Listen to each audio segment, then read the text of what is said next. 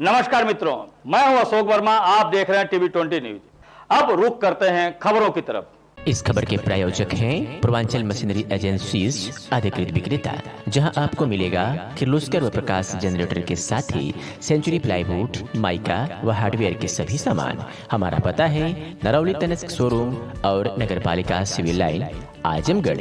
Mobile number है 9415207728 यानी 9415207728।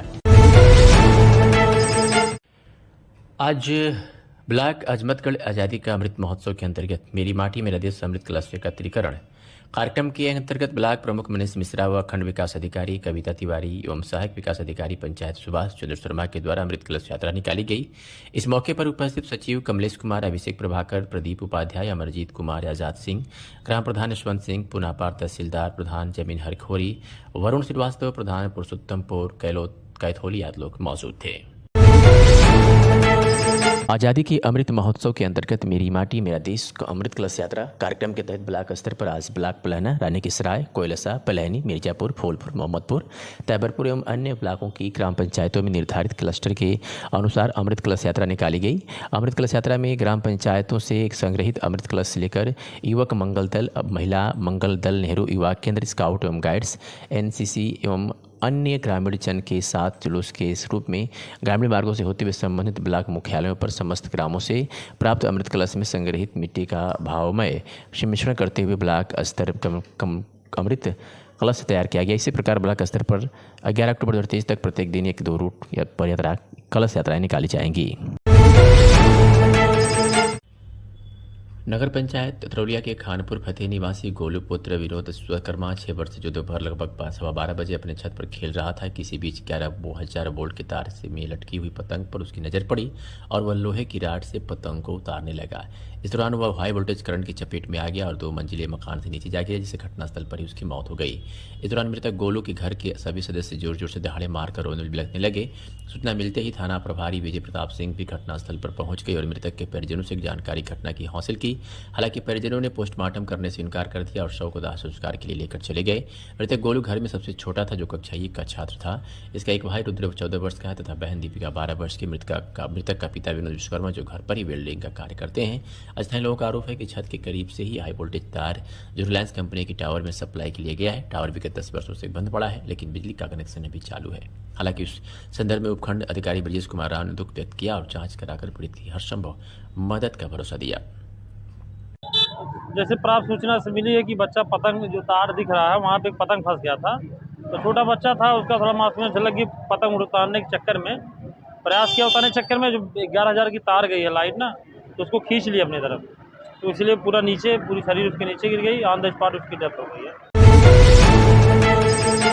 आजमगढ़ जिले के जहानागंज थाना के चक्रपानपुर स्थित PGI परिसर में 2 दिन पूर्व दबंगों की मारपीट में जख्मी 22 वर्षीय युवक की बीती रात 10 बजे जिला अस्पताल में इलाज के दौरान मौत हो गई। मामले में परिजनों ने SP ऑफिस पर पहुंचकर गुहार लगाई है। वही SP सिटी शैलेंद्र लाल ने मामले में 2 आरोपियों की गिरफ्तारी की बात कही है। मृतक जहानागंज थाना के नरहेता का निवासी सुमित कुमार पुत्र कैलाश राम था। SP ऑफिस पहुंचे मृतक के रिश्तेदार हंसराज ने बताया कि सुमित गांव में दबंगों के द्वारा की जाने वाले छुड़खाने का विरोध करता था। इसी से गांव के दबंग दिव्यांशु यादव पुत्र दुर्गेश यादव और ब्रजभान चौहान पुत्र लालचंद चौहान नाराज थे। 13 अक्टूबर को सुमित PGI चक्रपानपुर में दवा लेने गया था, जहां पर दुर्गेश, ब्रजभान और शैलेश यादव ने सुमित को अस्पताल परिसर में ही बुरी तरीके से मारा पीटा था। सुमित का गंभीर हालत में परिजन 2 निजी अस्पताल में इलाज कराया। रेफर होने पर जिला अस्पताल में भर्ती कराया, जहां उसकी मौत हो गई। पीड़ित परिजन ने बताया कि जहानागंज पुलिस ने मामले में समझौता कराने का प्रयास किया था। पीड़ित ने मामले में न्याय की मांग की है। वही इस पूरे मामले में SP सिटी शैलेंद्र लाल ने क्या कुछ कहा है, सुनिए। आपका नाम क्या है? हंसराज। कहाँ के रहने वाले हैं? चक्रपानपुर के मूल निवासी हैं। थाना जहानागंज। क्या घटना क्या हुई थी? घटना ये थी कि जो एक्सपायर हुआ बच्चा और उस जो मारने वाले लोग हैं उनका आसपास में रोड पे दोनों का मकान है।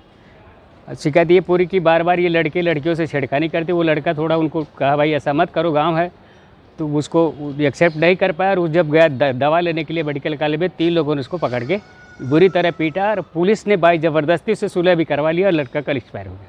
अच्छा, तो ये जिसकी मौत हुई लड़के का नाम क्या है? सुमित कुमार जी। आप उसके क्या हैं? हम उसके फूफा लगते हैं। अच्छा जी। तो उसकी उम्र कितनी है? उसकी उम्र गई 18 से 19 साल के बीच। अच्छा, किस गांव का रहने वाला है? ये नरहेता का मूल है। नरेता और आरोपी भी नरेता के आरोपी हैं? भी नहीं, एक उसमें चकरपानपुर का भी सम्मिलित है यादव हाँ, हाँ। जी। और यहाँ दो नरेता के हैं प्रॉपर, इनका घर 2 से 3। क्या लड़ाई का क्या लड़ाई का कुछ भी मुद्दा नहीं, केवल रोड पे जाते लड़कियों से छेड़खानी करती, तो उसने आरोप किया कि हमारी बहन बेटियों के साथ ऐसा ना किया जाए। बस इतने आरोप में उन लोगों ने अपनी दबंगई करके मेडिकल कॉलेज लेके दूसरी मंजिल पे पीटा बुरी तरह। कहाँ से ये तीनों लोग वहाँ पहुँच गए थे और ये आपका भी सुमित कैसे, क्यों? सुमित तो दवा लेने गया था अपने लिए, सुमित के परिवार में दवा लेने गया था, उसको वहाँ पे घेर के लोगों ने प्लानिंग बना के वहाँ पे पेट दिया। और कोई बचाया भी नहीं वहाँ? नहीं, मेडिकल कॉलेज में उस समय मौके पे तो हम लोग थे नहीं। अब वहाँ क्या हुआ, जब पुलिस गई वहाँ पुलिस के पास गया सुमित, तो पुलिस ने बाई ज़बरदस्ती जो वर्तमान प्रधान है उनका एक भतीजा इसमें सम्मिलित है, उसने अपने पावर का प्रयोग करके अवधेश यादव ने उसको रफा दफा करा के ख़त्म कर दिया। कहा कि अगर आगे बढ़ोगे तो पीट पाटी ख़त्म कर देंगे, और वो ख़त्म ही हो गया बीच में। अब क्या चाहते हैं आप? हम लोग जो जायज़ है उसकी न्याय चाहते हैं। हमारी सत्य न्याय हुई, सरकार भी ऐसा कर रही है, तो सरकार अगर ये करती है तो हम लोग एससी के हैं, गरीब आदमी, हमारा बच्चा चला गया, हम लोग तो न्याय चाहेंगे। अभी आप लोगों की तरफ से कोई मुकदमा दर्ज? अभी हम लोग बच्चे के पीछे पड़े थे, बच्चे का इलाज नहीं हुआ, एक्सपायर हो गया। इसके बाद रात से ही हम लोग इधर से उधर ये एप्लीकेशन एसपी साहब को, डीएम साहब को, चौकी इंचार्ज थाने पे भेज रहे हैं, मुख्यमंत्री साहब को भी एक भाई भेजा है प्रति। अभी आगे देखते हैं क्या हो सकता है, अभी पोस्टमास्टर में जा रहे हैं, देखते हैं क्या हुआ। थाना क्षेत्र में मारपीट में मौत का मामला सामने आया है, क्या है पूरा प्रकरण? पुलिस को 4 तारीख में सूचना मिली कि सुमित नाम के लड़के के साथ 3 लोगों ने मारपीट करी है। इस सूचना पर पुलिस ने तत्काल मुकदमा अपराध संख्या 435/23, धारा 323, 504, 308 व SC/ST एक्ट में कायम किया। दौरान इलाज सुमित नाम के लड़के की मृत्यु हो गई है। इस प्रकरण में 3 लोग नामजद किए गए, जिसमें से 2 की गिरफ्तारी कर ली गई है। शीघ्र ही जो एक अभियुक्त रह गया उसकी गिरफ्तारी कर हम लोग वैधानिक कार्रवाई कर रहे हैं। मारपीट का मामला था, जिसमें उसके सिर में चोट लगने के कारण ये मृत्यु हुई है। पोस्टमार्टम के लिए भेजा गया है शव, और शीघ्र ही पोस्टमार्टम रिपोर्ट शाम तक प्राप्त हो जाएगी। धारा की बढ़ोतरी क्योंकि 308 में कायम किया गया और मृत्यु हो गई है, तो 304 में बढ़ोतरी इसमें की जाएगी। थाना कंदरापुर पुलिस ने किशोरी के साथ दुष्कर्म करने वाले आरोपी को गिरफ्तार किया है। मुकदमा थाना कंदरापुर जनपद आजमगढ़ वादी मुकदमा थाना कंदरापुर जनपद आजमगढ़ ने थाना स्थानीय पर शिकायत किया गया था कि वादी मुकदमा की लड़की जिसकी उम्र 15 वर्ष है 26 सितंबर की सुबह 7:30 बजे कॉलेज में पढ़ने गई थी।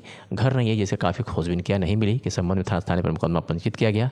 उसके बाद से पुलिस ने उपरोक्त संबंधित अभियुक्त सूरजलाल गुप्ता पुत्र लालबचन गुप्ता, वर्तमान पता ग्राम उभरनी मौर्या चोर रूम नंबर 1 पोस्ट कल्याण थाना मांडा जनपद थाने मुंबई, स्थायी निवासी ग्राम कादीपुर, नेवादा थाना खानपुर जनपद गाजीपुर को भंवरनाथ चौराहे के पास से लगभग 10:30 बजे गिरफ्तार किया।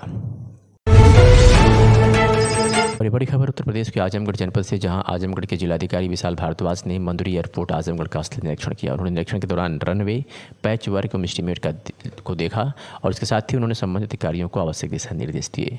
तस्वीरें उस वक्त की है जब आजमगढ़ जिलाधिकारी विशाल भारद्वाज मंदुरी एयरपोर्ट पर पहुंचे थे और वहाँ का स्थल निरीक्षण किया। अब इससे अंदेशा लगाया जा रहा है कि लोग ये कह रहे हैं कि ऐसे में अंदेशा लगा रहे हैं कि मंदुरी एयरपोर्ट से अब बहुत जल्द उड़ानें भर सकती हैं, हवाई जहाज़ें, प्लेन बहुत जल्दी उड़ान भर सकते हैं, ऐसा अंदेशा लगाया जा रहा है। हालांकि अभी इसकी पुष्टि नहीं हुई है कि आखिर ये स्थल निरीक्षण जिलाधिकारी ने क्यों किया। जैसे ही कुछ खबर आती है तो TV20 न्यूज़ सबसे पहले आपको पहुंचाने का काम करेगा।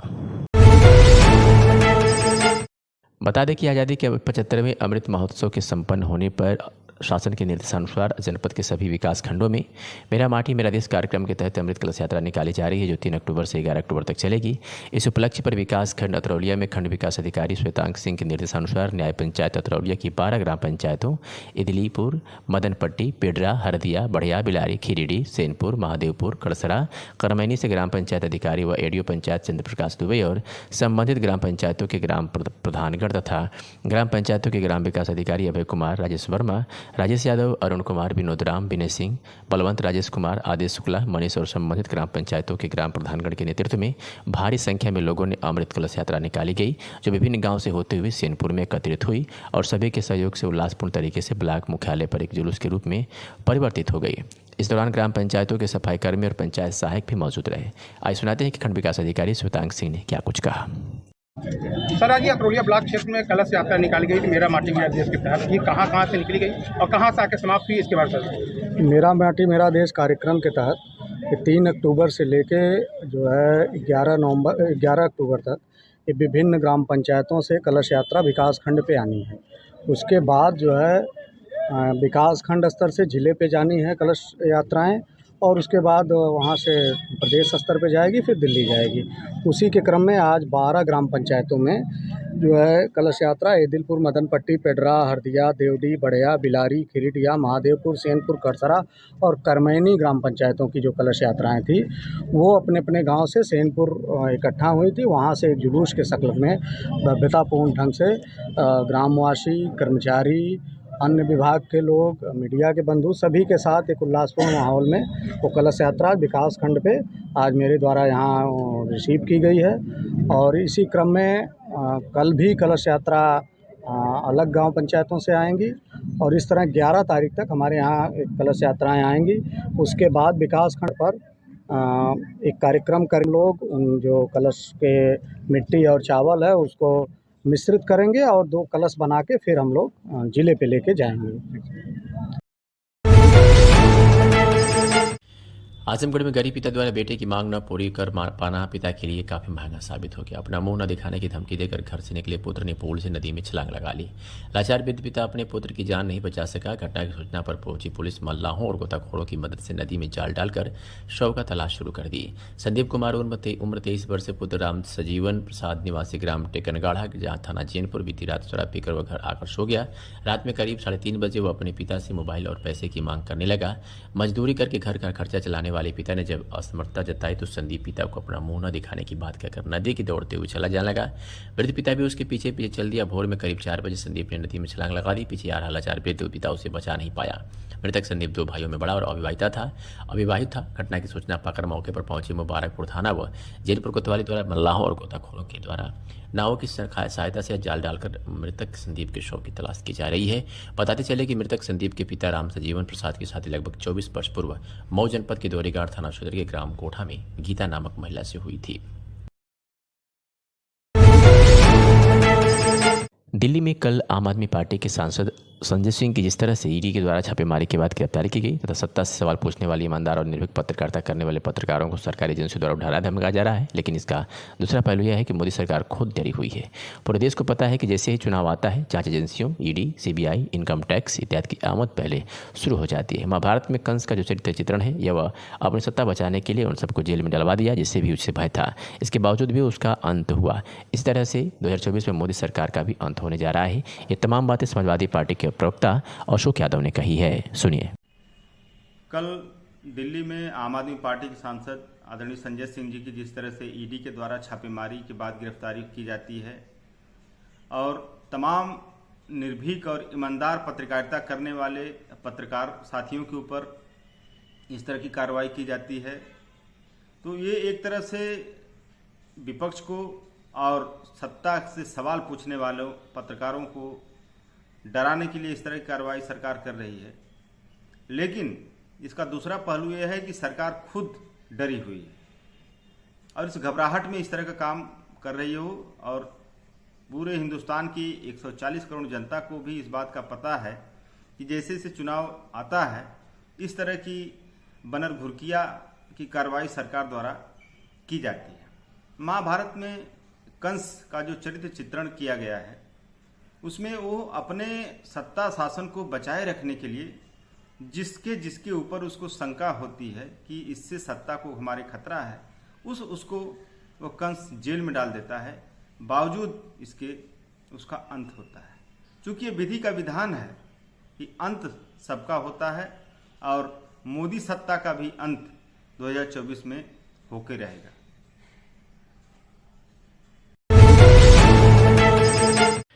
आजमगढ़ के जिला मुख्यालय के अतरौलिया पीजीआई सौसैया पर तैनात चीफ फार्मासिस्ट सुभाष चंद्र पांडे ने बी फार्मासिस्ट व डी फार्मासिस्ट की इंटर्नशिप ड्यूटी लगाने के नाम पर खुलेआम पैसे की मांग कर रहे हैं।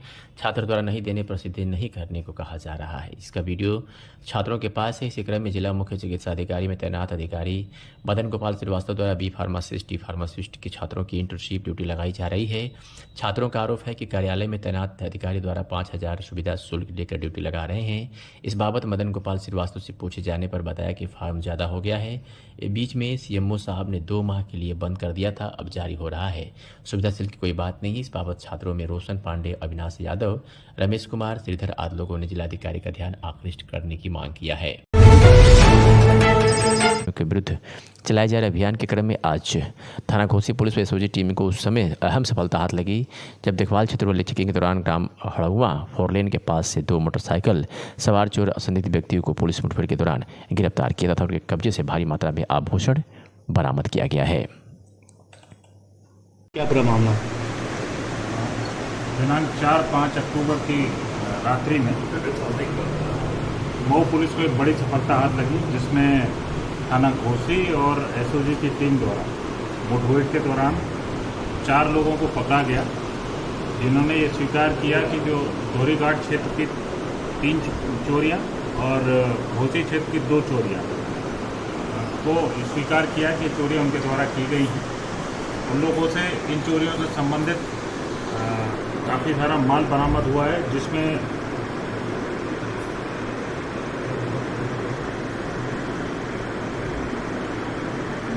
जो आभूषण है 105 ग्राम पीली धातु और 5 किलोग्राम 300 ग्राम सफ़ेद धातु, जिनकी कीमत लगभग 10 लाख रुपये है।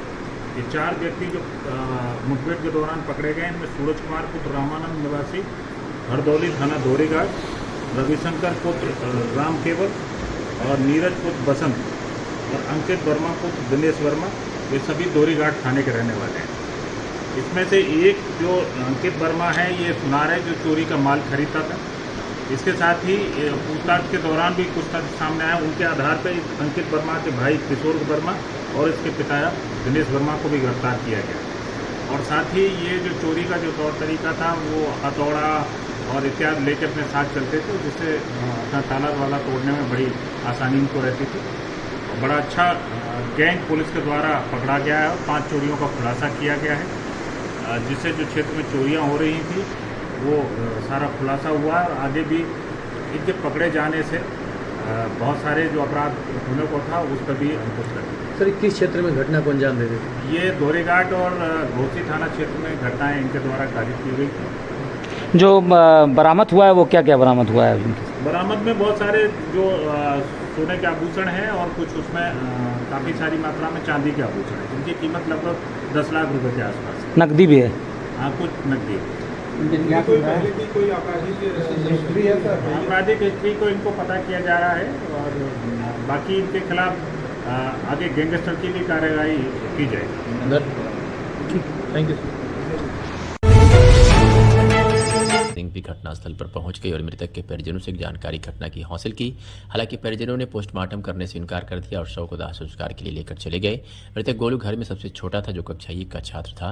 इसका एक भाई रुद्र 14 वर्ष का है तथा बहन दीपिका 12 वर्ष की। मृतक का पिता विनोद विश्वकर्मा, जो घर पर ही वेल्डिंग का कार्य करते हैं। स्थानीय लोगों का आरोप है कि छत के करीब से ही हाई वोल्टेज तार जो रिलायंस कंपनी की टावर में सप्लाई के लिए गया है। टावर विगत 10 वर्षों से बंद पड़ा है, लेकिन बिजली का कनेक्शन अभी चालू है। हालांकि उस संदर्भ में उपखंड अधिकारी ब्रजेश कुमार राव ने दुख व्यक्त किया और जांच कराकर पीड़ित की हर संभव मदद का भरोसा दिया। जी, क्या मामला है? जी, मेरा नाम उस्मान अली पाशा है। मैं राष्ट्रीय महासचिव हूँ किसान यूनियन का। आज हमारा प्रस्तावित कार्यक्रम था, जिसमें हमने माननीय मुख्यमंत्री जी को संबोधित 5 सूत्रीय ज्ञापन कलेक्ट्रेट में बैठे हमारे उप जिलाधिकारी अतिरिक्त जिला मजिस्ट्रेट उनको एक ज्ञापन सौंपा है। ज्ञापन में राइस तथा गन्ना मिलों से किसानों का भुगतान कराने, किसानों को मुफ्त बिजली देने, गन्ना मूल्य 795 रुपये घोषित करने, जनपद रामपुर में अवैध रूप से चल रहे अस्पताल, नर्सिंग होम, पैथोलॉजी लैब वगैरह को बंद कराने, जिले को आपदा ग्रस्त घोषित कर वसूली स्थगित करने और कर किसानों को मुआवजा देने के संबंध में। क्योंकि पूरे ज़िले में जो हाल है किसानों का, ज़िले में साथ साथ पूरे प्रदेश में, देश में किसानों का बहुत बुरा हाल है। राइस मिल और गन्ना मिल रामपुर ज़िले में किसानों का भुगतान नहीं कर रहे हैं। और राइस मिलों ने तो एक फार्मूला इस्तेमाल कर लिया है कि जो उनका मतलब धीरे धीरे किसानों का बकाया उनके ऊपर चलता रहता। जब देख लिया कई करोड़ रुपया उनके ऊपर बकाया हो गया, तो उन्होंने बैंकों से मिली भगत करके और उसको जो है मिल को नीलाम करने की प्रक्रिया कर देते। अब अगर कोई किसान का जिसका पैसा मिलने नहीं दिया है, वो जाके किसी भी उच्च अधिकारी से अपने गुहार लगाता है, तो अब कुछ अधिकारी मतलब अवगत करा देता है कि वो मिल तो खुद दिवालिया घोषित हो गया, वो कहाँ से देगा। तो जब मिल को लाइसेंस दिया जाता है तो सरकार गारंटी देती है कि ये मिल पे आप अपना माल बेचिए और इसकी जिम्मेदारी सरकार की है कि इसका जो भी पैसा आपका है वो सरकार देगी। लेकिन इस नियम का कहीं पालन नहीं किया जाता। हमारे देश में 2 नियम हैं। एक नियम, पहला नियम तो यह है कि अगर 14 दिन तक किसी भी किसान की वस्तु का कोई व्यापारी या मिल भुगतान नहीं करता तो उसको ब्याज सहित भुगतान करना पड़ेगा, जो किसी भी फैक्ट्री द्वारा या किसी भी आड़ती द्वारा या किसी भी मिल द्वारा किसान को नहीं दिया जाता। दूसरा नियम यह है कि चाहे किसान के ऊपर कितने ही दिन का ऋण हो जाए, स्थानीय पटेल मेमोरियल इंटर कॉलेज के छात्र छात्राओं ने आज बृहस्पतिवार को विद्यालय परिसर में संचाई रोग अभियान के माध्यम से एक जन जागरूकता रैली निकाली। खबर आजमगढ़ के अतरौलिया से है, जहां लगभग 2 किलोमीटर तक लोगों को जागरूक करते हुए पुनः विद्यालय परिसर में समाप्त हुई। विद्यालय के छात्र छात्राओं ने स्लोगन के माध्यम से लोगों को जागरूक किया। ये जन जागरूकता रैली शासन के निर्देश पर निकाली गई, जिसमें विद्यालय के अध्यापक भी सम्मिलित रहे। विद्यालय के प्रधानाचार्य अरुणकांत सिंह ने कहा कि अभियान के तहत स्वास्थ्य विभाग एवं अन्य सहयोगी विभाग, आंगनबाड़ी कार्यकर्ताओं तथा विद्यालय के बच्चों के माध्यम से शहरी व ग्रामीण क्षेत्रों के अलावा लोगों को घर घर जाकर प्रचार प्रसार के माध्यम से बीमारियों से बचाव के लिए जागरूक किया जा रहा है, जिससे संचाई रोगों से लोगों को ग्रसित होने से बचाया जा सके।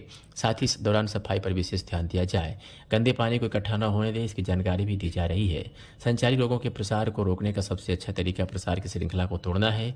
जिन छात्रों ने इस बीमारी का अनुबंध किया है उन्हें अलग थलग कर देना चाहिए, ताकि अन्य लोग संक्रमित बीमारी के संपर्क में न आए। ऐसे संक्रमित छात्रों को कक्षा में आने से रोककर किया जा सकता है। उन्होंने कहा कि विद्यालय के बच्चों की वाद विवाद प्रतियोगिता, निबंध प्रतियोगिता, गोष्ठी व अभिभावकों के साथ बैठक भी की जा रही है। आइए सुनाते हैं कि प्रधानाचार्य अरुणकांत सिंह ने क्या कुछ कहा। सर, परिचय देते हुए बताइएगा कि यह संचारी रोग अभियान आपके विद्यालय से चलाया गया, कहाँ से कहाँ तक गया और क्या उद्देश्य है इसका? मैं अरुणकांत सिंह, प्रधानाचार्य Patel memorial inter college Atraulia Azamgarh. सरकार की विशेष योजनाओं के अंतर्गत संचारी रोग कार्यक्रम आयोजित किए जा रहे हैं। इस संबंध में बच्चों को, गार्जियन को, पूरे समाज को जागरूक किया जा रहा है। बच्चों को संचारी रोग कार्यक्रम के बारे में कल जो है प्रेयर ग्राउंड पे बताया गया। आज उनके द्वारा जागरूकता रैली निकाली गई, जिससे कि बच्चे जागरूक हों, आम जनता में यह संदेश जाए कि शासन के द्वारा संचारी रोग समाप्ति के लिए विशेष प्रयास किए जा रहे हैं। इसी कार्यक्रम के अंतर्गत निबंध प्रतियोगिता, वाद विवाद, गोष्ठी, अभिभावकों की बैठक आगे जो है करवाने की योजना है।